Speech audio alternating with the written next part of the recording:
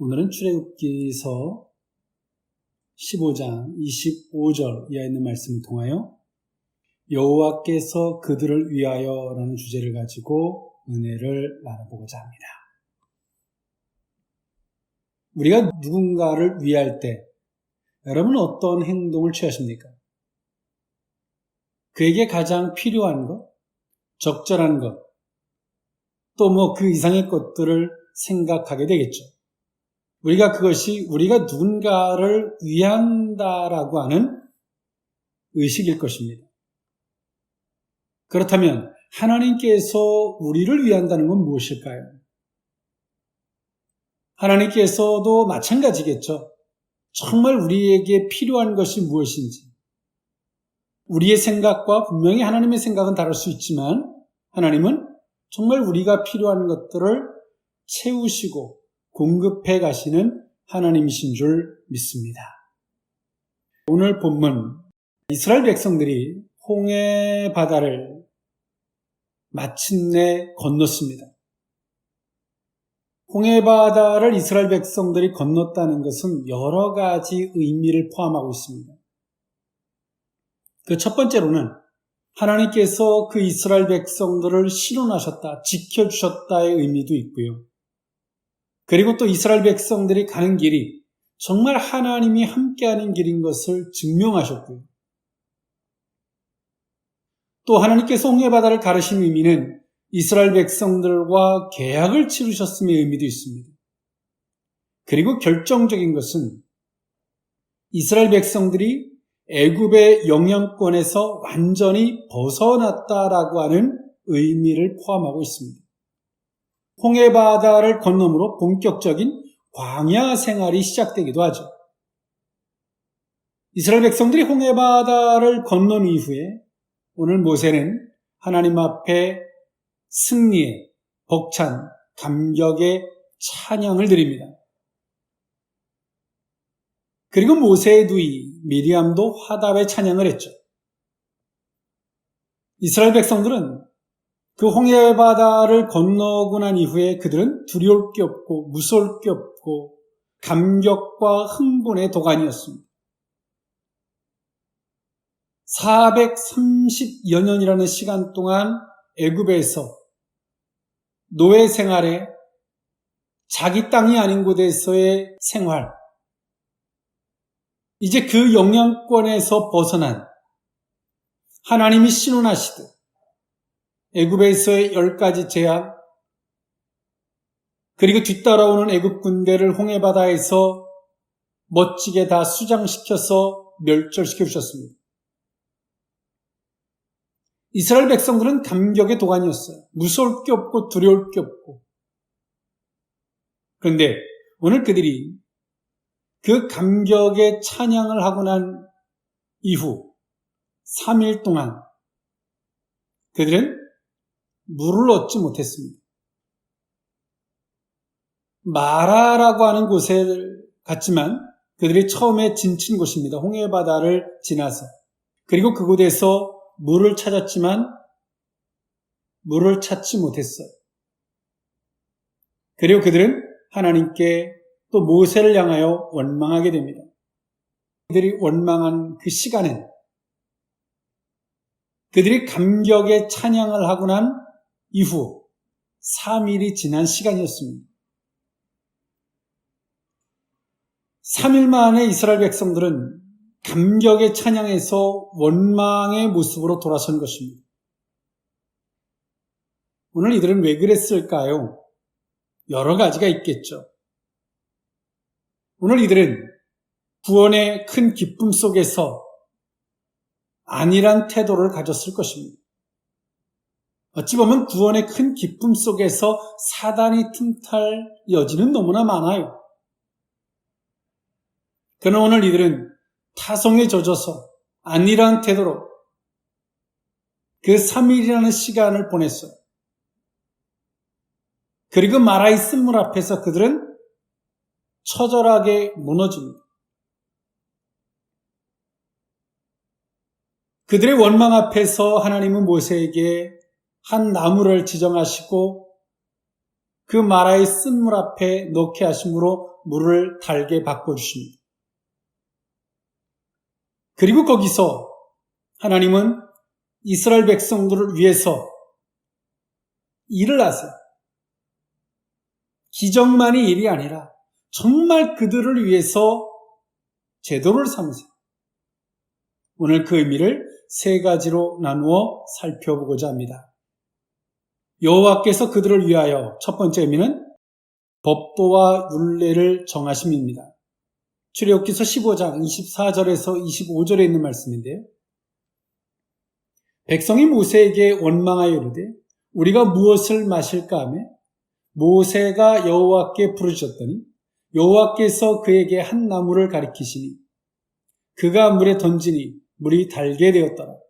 거기서 여호와께서 그들을 위하여 법도와 율례를 정하시고 그들을 시험하실세. 아멘. 오늘 하나님은 이스라엘 백성들을 위해서 정말 그들이 필요한 것이 무엇인지를 하나님은 보셨어요. 그들이 지금 그들을 위해서 정말 필요한 게 무엇입니까? 물입니다. 그리고 하나님이 약속하셨던 가나안이에요.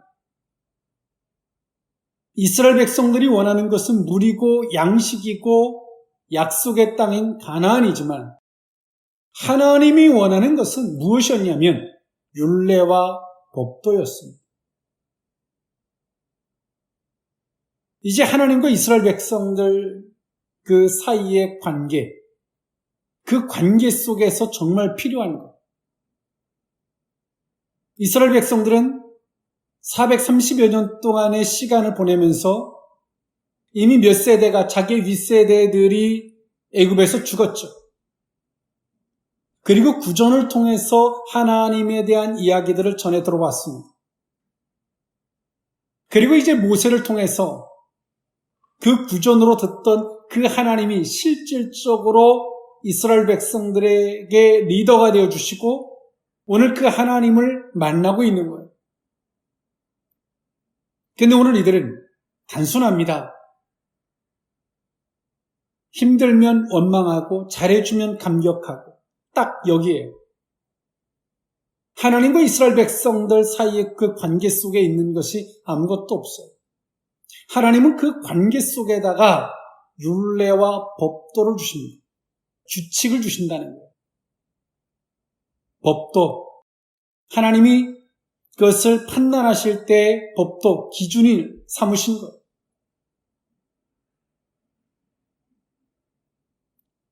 오늘 이스라엘 백성들과 하나님의 사이, 그 관계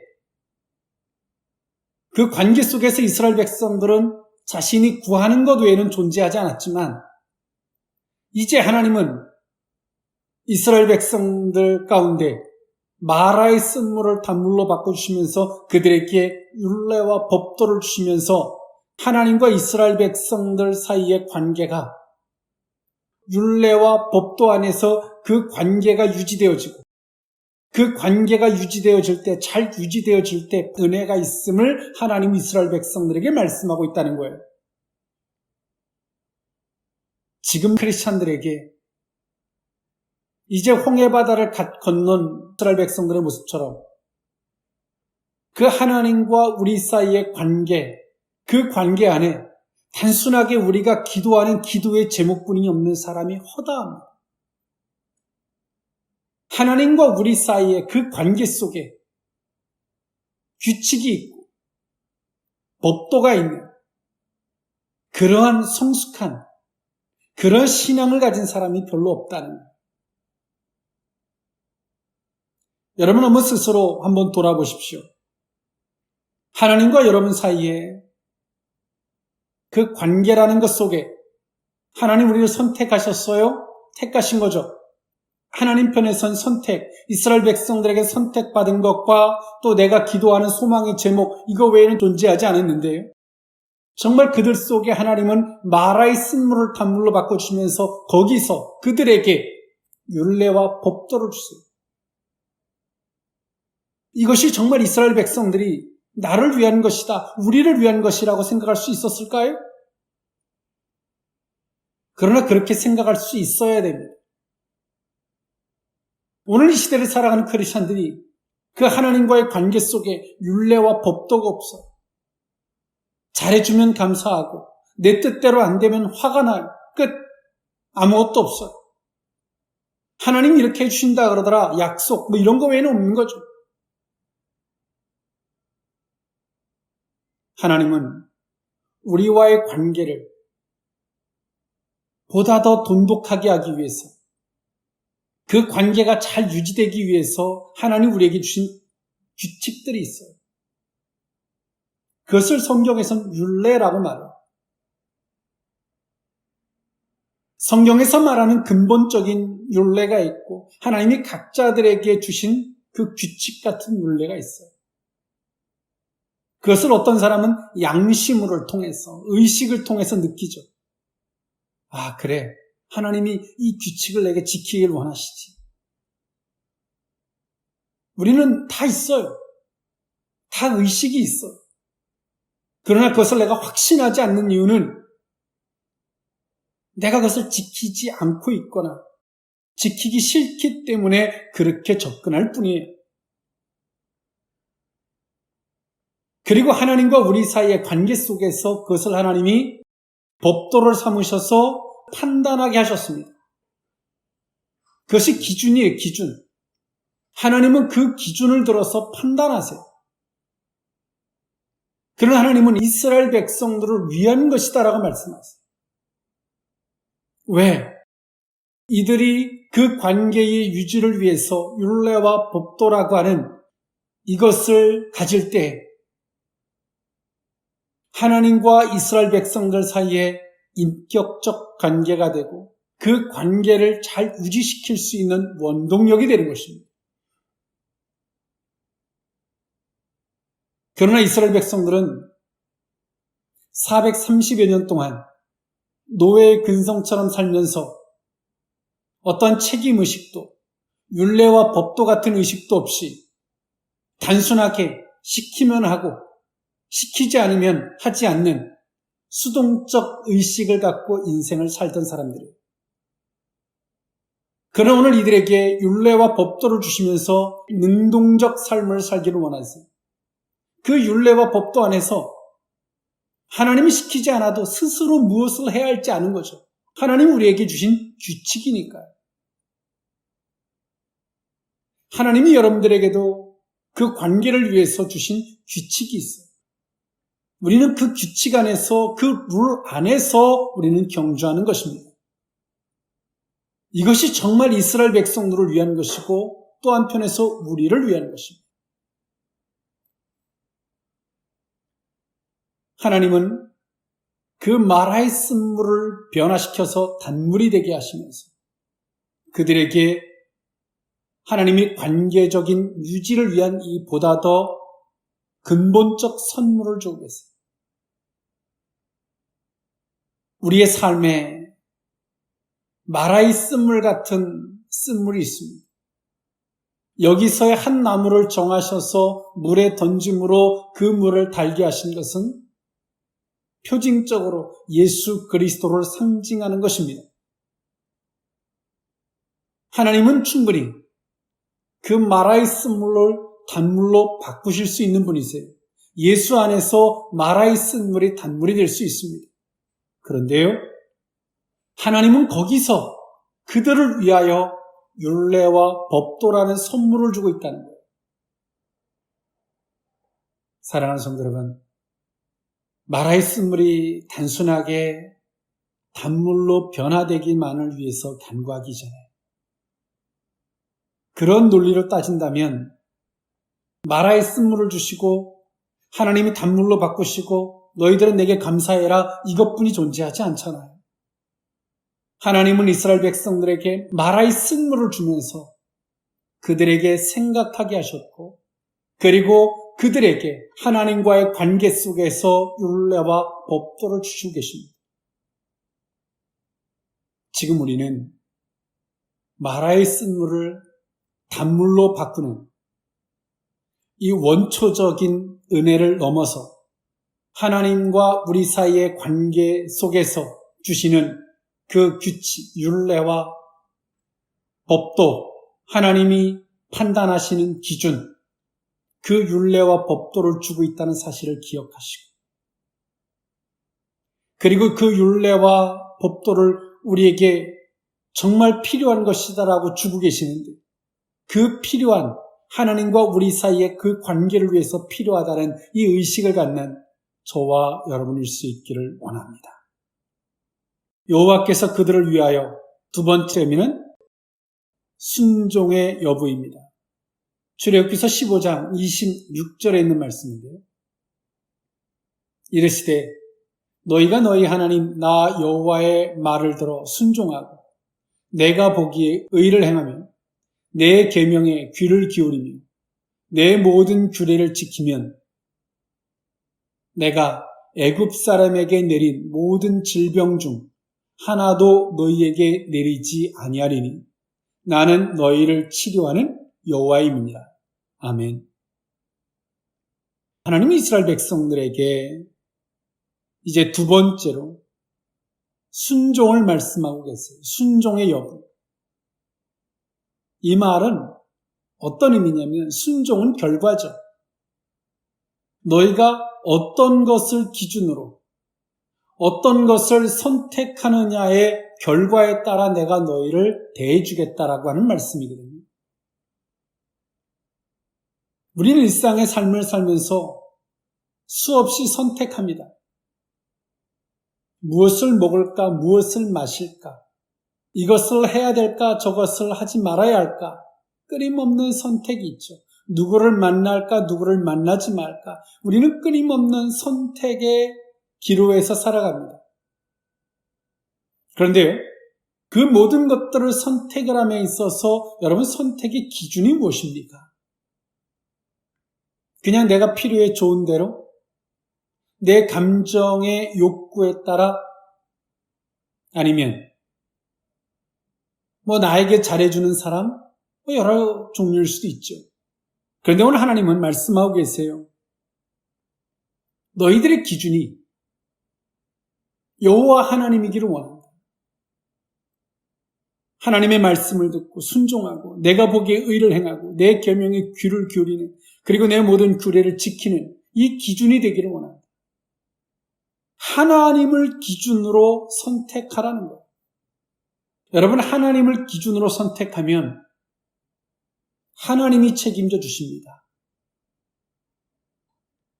오늘 우리는 객관식의 문제를 마치듯 내가 어떤 것을 선택해야 되지, 어떤 것을 찍어야지 되지 이것을 생각해. 그런데 하나님은 우리에게 선택이 중요한 것이 아니라 너희들이 무엇을 기준으로 갖고 있느냐가 중요함을 말씀하세요. 그런데 우리는 끊임없이 우리 속에서 본능적으로 우리와의 합리화, 내 자신에 대한 합리화, 또 내 욕구, 내 의식에 대한 변명, 이런 것들이 우리 속에 작용하죠. 정말 하나님을 위하여 선택한다고 하지만 나중에 보면 하나님을 위한 것이 아니라 자신을 위한 선택이었음을 보게 돼요. 그래서 우리는 기도하는 거예요. 주세요, 주세요라는 기도보다 그래서 우리가 기도할 때 우리 속에서 변명이 아닌지 합리화가 아닌지를 생각해 볼 수 있게 돼요.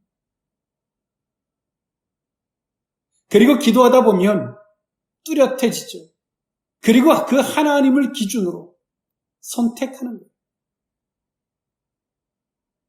성경의 말씀과 같이 오늘 목사님의 말씀의 설교와 같이 하나님에 의해서 선택합니다. 하나님이 책임지실 수 믿습니다. 우리는 기준이 분명해지면 우리의 선택은 아주 쉬워집니다. 클리어해집니다. 고민하지 않게 된다는 거죠. 우리의 마음이 하나님의 기준이 아니기에 우리가 선택을 하면서 정말 하나님이 어느 걸 내가 찍으면 복을 줄까? 어디에 하나님이 복을 숨겨놨나? 정말 이걸까 저걸까? 기도하면서 하나님 오른쪽입니까? 왼쪽입니까? 기도 응답해 주십시오. 이러한 기도를 하고 있으니 기도를 하면 할수록 더 헷갈리는 거예요. 헷갈리다 보면 어떤 결론에 도달하냐면 하나님은 내 기도를 듣지 않아. 하나님은 나를 별로 싫어하셔. 하나님은 내게 너무나 멀다라는 생각을 해요.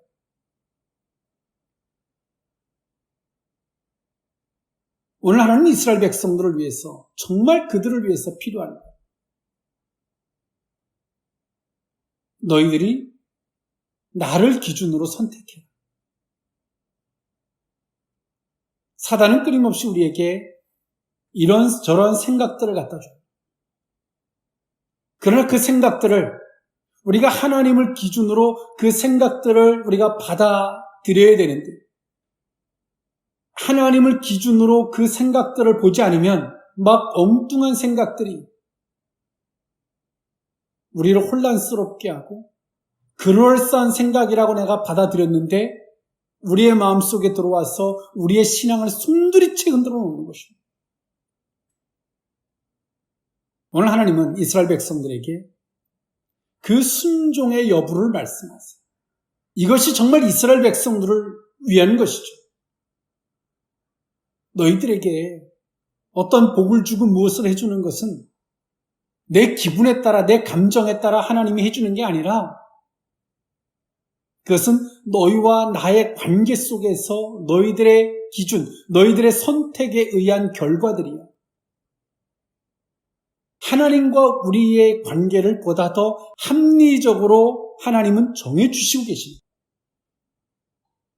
여러분, 하나님이 합리적이십니까? 어떤 때는 막 기도응답해주고 막 잘해준다가 어떤 때는 막 싸늘하게 대해주시는 도대체 하나님을 모르겠어 라고 하는 생각을 갖습니까? 아니면 이처럼 오늘 본문의 말씀처럼 하나님을 합리적으로 정리를 해놓은 거죠. 아, 그래. 우리가 하나님을 기준에 의해서 선택했을 때 그 순종의 여부를 따라 하나님이 선대할 자 선대하시고 책망하실 자 책망하시는구나. 이렇게 정리가 되어 계십니까? 때론 책망 앞에서 우리의 기준이 무엇이 잘못됐는지, 우리의 선택이 무엇이 잘못됐는지를 돌아보고 관계를 수정해 가면서 하나님과의 그 관계를 유지시켜가는 이런 관계십니다. 후자일 수 있기를 원합니다. 이스라엘 백성들은 단순한 물을 원하고 있지만 하나님은 그들에게 순종의 여부, 즉 관계적 결과를 말씀하고 계세요. 마지막 세 번째로 여호와께서 그들을 위하여 세 번째 의미는 여호와의 은총입니다. 출애굽기서 15장 27절에 있는 말씀인데요. 그들이 엘림에 이르니 거기에 물 샘 12과 종려나무 70그루가 있는지라. 거기서 그들이 그 물 곁에 장막을 치니라. 아멘. 이스라엘 백성들이 홍해 바다를 건너서 마라 곳을 지났죠. 오늘 마라의 쓴물 앞에서 이스라엘 백성들은 홍역을 치렀어요. 모세를 원망하던 말입니다. 그리고 나서 이제 이들은 마라의 쓴물을 단물로 바꿀 뿐더러 오아시스 같은 엘림을 만나게 돼요. 그 엘림은 강한 나무라는 뜻을 갖고 있는데요. 또는 상수리 나무라는 뜻을 갖고 있습니다. 수르 광야 남쪽 곧 신광야로 들어가는 마라 남동쪽에 위치한 현재의 구름대리입니다. 보다 이제 본격적으로 광야 생활을 시작하기에 앞서서 하나님은 이스라엘 백성들에게 엘림이라는 오아시스 같은 곳으로 하나님은 그들을 인도해 가셨어요. 마라라고 하는 곳과는 너무나 대조적이죠. 물샘 12, 또 종려나무 70그루가 있는 그 물 곁에, 샘 곁에 장막을 쳤으니 얼마나 그 은혜가 흡족하고 달았을까요? 하나님은 이스라엘 백성들에게 말씀하고 계세요. 내 은총은 몰래 있는 것이 아니다. 하나님의 은총에는 양면성의 존재함을 말씀하세요. 하나님의 은총은 너희들과 내 관계가 돈독해질 때, 너와 나와의 관계가 잘 유지될 때 너희들에게 흡족할 만한, 만족할 만한 은총으로 나타날 것이고, 너희들과 내 사이가 깨어졌을 때 하나님의 은총은 뭐로 나타날까요? 그들을 훈계하고 책망하고 그래서 돌이키게 하는 형태로, 그것도 어찌 보면 은총이죠. 그런 형태로 나타남을 말씀하고 있어요. 여러분, 우리가 부모가 자식을 키우다 보면 사랑하죠. 사랑 안에는 다 칭찬만 있나요? 그렇지 않죠. 책망도 존재하죠. 사랑 안에 두 가지가 다 포함되어 있는 거예요. 그러나 그 사랑 안에서 아이들이 자라면 칭찬과 선물의 형태로 나타나겠지만, 사랑이지만 그들이 잘못했을 때 책망과 훈계로 나타나게 되겠죠. 그게 사랑이에요.